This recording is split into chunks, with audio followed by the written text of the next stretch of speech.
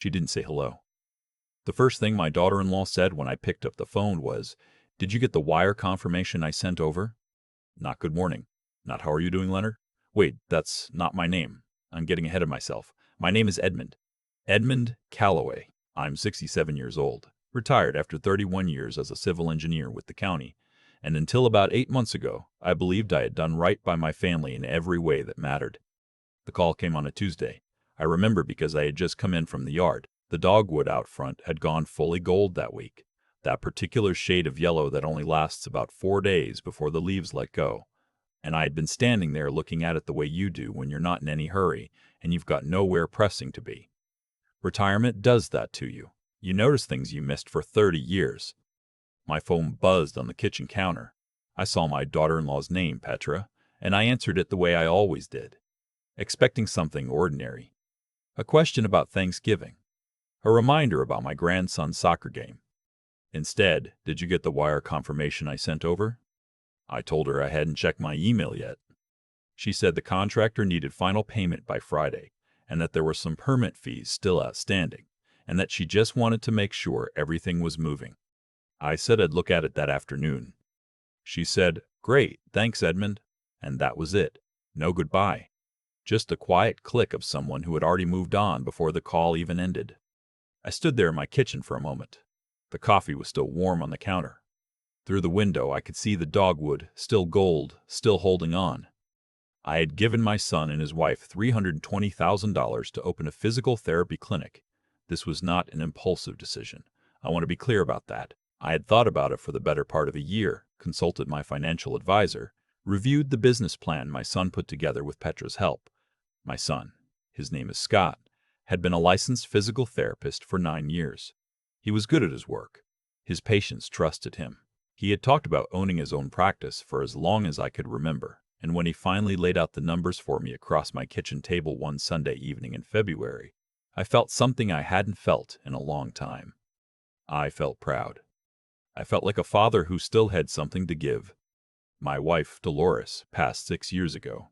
Pancreatic cancer. She was 59.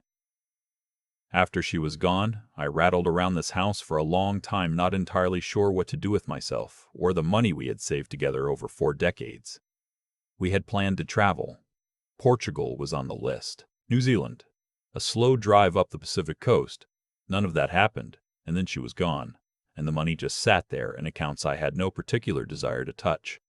So when Scott came to me with his numbers and his plan, and that cautious hopefulness in his eyes, the same look he had as a boy when he wanted something he wasn't sure he was allowed to want, I said yes. I said I wanted to help. I told him his mother would have wanted this too, and I meant it. We didn't do a formal loan agreement. I know how that sounds now. At the time, it felt like the kind of thing you do when you don't trust your own child, and I trusted Scott completely. Peter drew up a simple letter of understanding, a paragraph or two, acknowledging the investment and my role as a silent financial partner. I signed it. She notarized it. I filed it away and didn't think about it again. That was March of last year. The months that followed were busy ones for them, I was told. Lease negotiations, build-out, equipment, hiring. I asked questions when I could. Scott was always pleasant, always vague in the way people get when they're managing a lot of things, and they've mentally categorized you as someone who doesn't need to be updated. He'd say things like, "Coming along great, Dad," and "We're on track." And I accepted that because I trusted him, and also because I didn't want to be the kind of father who hovers. Peter communicated mostly by email. Wire requests, invoices, a few items she framed as unexpected but necessary. HVAC upgrade. Additional liability insurance. A second treatment room that hadn't been in the original plan. Each time I asked a question about the expanded scope, she had a smooth answer ready. The kind of answer that makes you feel slightly foolish for having asked. I sent the money. By October, I had transferred a total of $320,000. This was $60,000 more than the original figure Scott and I had discussed. I noted it. I told myself that renovations always run over. I had spent enough years in construction-adjacent work to know that. In late October, I called Scott to ask about the grand opening. I had been expecting an invitation. I had been quietly imagining it, driving up, seeing the sign over the door, shaking hands with the staff, being the father who made it possible. Maybe a ribbon, Maybe a photograph. The kind of moment Dolores would have put in a frame. Scott didn't pick up. I left a message asking about the timeline. He texted back that evening. Things are moving. We'll keep you posted. I waited 2 weeks. Then Petra called me about the wire confirmation. After I got off the phone with her that Tuesday, I went to my computer and opened the email she'd sent. It was a PDF, an invoice from a contractor I didn't recognize for work described as Phase 3 finishing and millwork. $41,000. Due Friday. Something about it sat wrong with me. Not the amount exactly, though, that too. It was the contractor name. Crestwood Interior Solutions, LLC. I'd been receiving invoices since March. I had a folder on my desktop where I saved them all. I went through it. Crestwood had appeared twice before, in June and in August, for a combined $87,000. 3 invoices. $128,000 total. For millwork and finishing on a physical therapy clinic. I'm an engineer.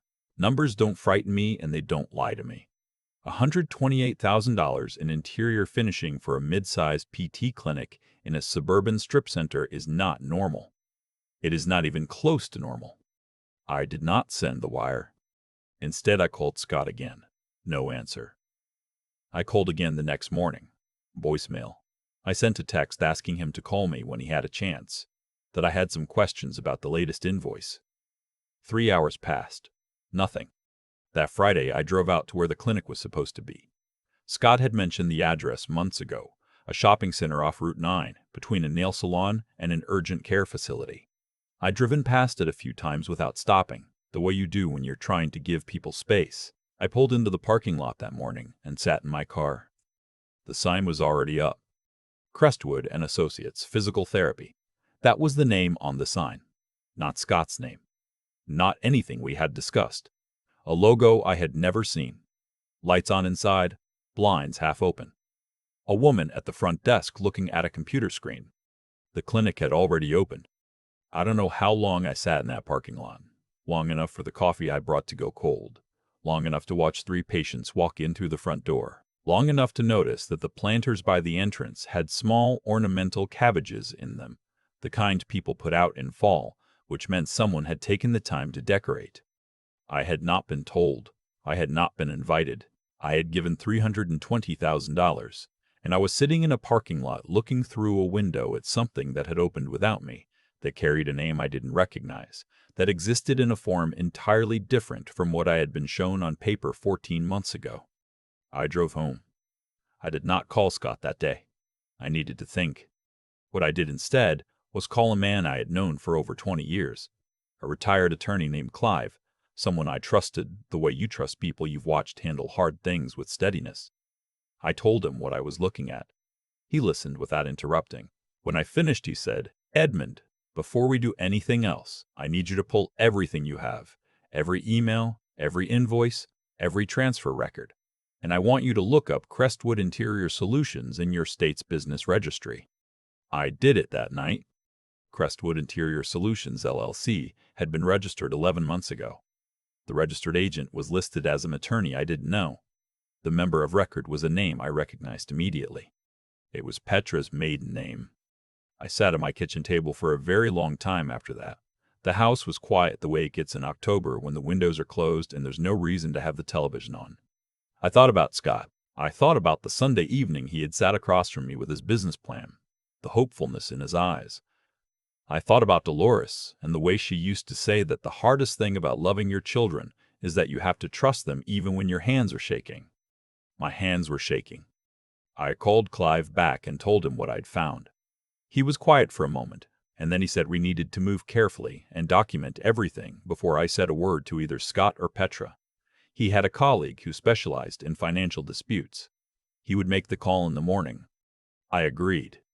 The next morning, a Saturday, I was in my kitchen making eggs when my son finally called back. He sounded tired in the way people sound when they've been managing too many things in too many directions. He asked if I had sent the wire for the Crestwood invoice. I told him I hadn't. He paused. Then he said, "Dad, we really need that payment. The contractor is getting antsy." I said, "Scott, I need to ask you something first. When did the clinic open?" Another pause. Longer this time.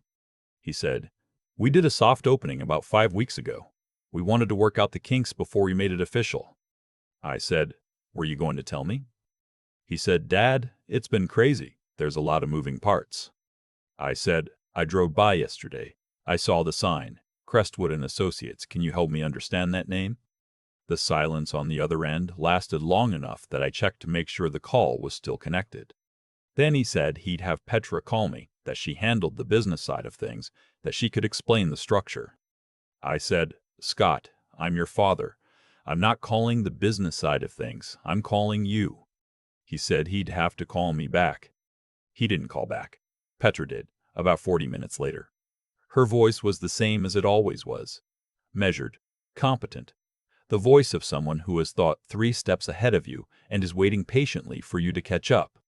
She explained that Crestwood Interior Solutions was a separate entity that managed the construction and finishing contracts. She said it was a common structure for practices that wanted to protect their operational assets. She said the name on the exterior signage reflected a branding decision they had made after market research suggested their original name tested poorly with the target demographic. I listened to all of it. Then I said, "Petra, are you a member of Crestwood Interior Solutions?" A pause. She said, "I have a minority ownership stake that was part of the contractor arrangement." I said, "So you were paying invoices that I was funding to a company that you partially own?" She said, "Edmund, I understand how that might look, but I want to assure you that the arrangement was fully above board and that every dollar went toward the build-out of the practice." I said, "I'd like to see the books." She said she'd have to talk to their accountant. I said, "Petra, I'm not asking as a formality. I'm telling you that I've spoken to an attorney and that I will be requesting a full financial accounting of every dollar I transferred, cross-referenced against every invoice and bank statement for both the clinic and Crestwood Interior Solutions." The line was quiet. Then she said, "Edmund, I don't think you need to bring lawyers into this. This is family." And I said, and I meant it as plainly and as calmly as I could, family is exactly why I'm asking. I want to tell you what happened in the weeks after that conversation, because I know when you're listening to a story like this, you want to know if it worked out. You want to know if the people who did wrong were held accountable. You want to know if the person who got hurt found some measure of ground to stand on again. Clive's colleague, an attorney named Frederick, sent a formal letter to Scott and Petra's attorney within 2 weeks of that call. The letter requested a complete financial accounting and cited the letter of understanding I had signed in March of the prior year as the basis for my standing as an invested partner. It also noted that the undisclosed ownership interest Petra held in Crestwood Interior Solutions, combined with the payment structure, raised questions that warranted examination. Scott called me 3 days after the letter arrived. He was not angry. He sounded tired in a different way than before. Tired the way people sound when the thing they've been avoiding has finally caught up to them. He said he hadn't known at first, that Petra had set up the Crestwood arrangement before she told him, and that by the time he understood the full structure, they were too far into the build-out to unwind it. He said he knew he should have told me about the soft opening. He said there wasn't a good excuse for that. I believe parts of that. I believe the part about not knowing how to tell me. I've known Scott for 36 years, which is his entire life, and I know the particular way he goes quiet when he's ashamed of something. He went quiet the way he used to when he was 12, and had done something he couldn't take back, and didn't know how to look at me. What the accounting eventually showed, and Frederick got the accounting, after some resistance and 2 additional letters, was that Crestwood had invoiced the clinic for $128,000, and that the actual cost of the work, as documented by subcontractor receipts, was closer to $89,000. The difference was $39,000 that had passed through Crestwood before coming to rest in an account Petra controlled. $39,000. That number sat in me for a long time, not because it was enormous, though it was substantial, but because of what it represented. It was the difference between a mistake and a decision. Mistakes are things you make when you're not paying attention. Decisions are things you make in sequence, deliberately, step by careful step. Frederick advised me on my options. Scott, to his credit, did not contest the accounting. Petra's attorney pushed back on the characterization of the transfer as misappropriation, but when Frederick laid out the documentary trail, the invoices, the Crestwood ownership records, the subcontractor receipts, the resistance quieted down relatively quickly. In the end, Scott and Peter agreed to a formal promissory note for the full $320,000, structured as a low-interest loan with a repayment schedule over 12 years, secured against the clinic's assets. They also agreed to rename me as a documented silent partner in the clinic's operating agreement with the right to review quarterly financials. The $39,000 was rolled into the principal. I did not ask for an apology from Petra. I'm not sure one would have meant very much by that point, and I didn't want to spend energy waiting for something that might never arrive with any real weight behind it. What I wanted was clarity. What I wanted was for the next 12 years to be conducted on paper, in writing, with numbers that didn't shift when no one was watching. That's what I got. Scott and I have had 2 real conversations since then. Not about money. Just the 2 of us, which hadn't happened in longer than I want to admit. The first time, he asked me about the dogwood out front. He remembered it from when he was a kid, how I used to make him and his sister rake the leaves in the fall, and how they try to jump into the pile before the work was done. We talked about that for a while. The second time, he called to tell me my grandson had scored his first goal of the season and that the kid had looked up into the stands right afterward, the way kids do, and that he had been looking for me. I told Scott to tell him I would be at the next one. I have been at every one since. There is something I keep coming back to, something I would say to any parent who finds themselves where I found myself, who has given something real and large and irretrievable to a child they love, and who is now sitting with the quiet, unsettling feeling that the generosity may have been received differently than it was given. Write it down. Not because you don't trust them. Write it down because you do. Because you take the relationship seriously enough to protect it from the misunderstandings that money quietly introduces into everything it touches. A promissory note isn't a referendum on your love. It isn't a hedge against betrayal. It's a way of saying, I believe in this enough to make it real on paper. I believe in you enough to do this right. Dolores used to say that the clearest expression of love she ever saw was my father paying for his brother's house without a word of thanks and never mentioning it again. I used to think that was beautiful. I still think it's beautiful. But I also think my father deserved a thank you. I think he deserved to be in the room. The dogwood out front has gone gold again. A different gold than last year. The drought this past summer made the leaves smaller, drier. They'll fall faster. I stood out there this morning before the air warmed up, holding my coffee, watching the light come through them. I'm 67 years old. I've got my health. I've got a seat at the table, in writing, in the clinic my son built with my money and his hands. I've got a grandson who looks for me in the stands. It's not everything I imagined standing at that kitchen table 14 months ago watching Scott's face and thinking about Dolores and feeling for a moment like a man who still had something left to give. But it's something, and I'm learning, slowly, at 67, which is maybe not so slow as it sounds, that something honest is worth more than everything imagined. I think about the dogwood a lot these days. Not in a sentimental way exactly. More the way you think about a thing that was just standing there, doing nothing except being honest about the season. It didn't warn me. It just turned gold and started letting go, the way things do when their time has come. What happened to me didn't happen all at once. That's the part I keep returning to. It built slowly, invoice by invoice, unanswered call by unanswered call, one reasonable-sounding explanation after another, and I let it build. Not because I was naive. I'd spent 31 years reading contracts and load calculations and site reports, but because I wanted to believe that love was sufficient collateral, that a father's trust didn't need a co-signature. It does.